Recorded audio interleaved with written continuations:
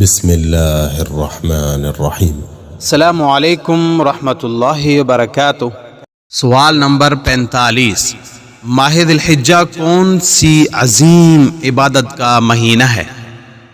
جواب، ماہ ذی الحجہ حج جیسی عظیم عبادت کا مہینہ ہے۔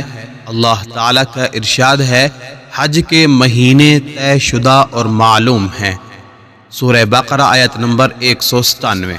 علماء کا اس پر اجماع ہے کہ اشہر حج 3 ہیں، جن میں سے پہلا شوال، دوسرا ذی القعدہ اور تیسرا ذی الحجہ کے 10 دن ہیں۔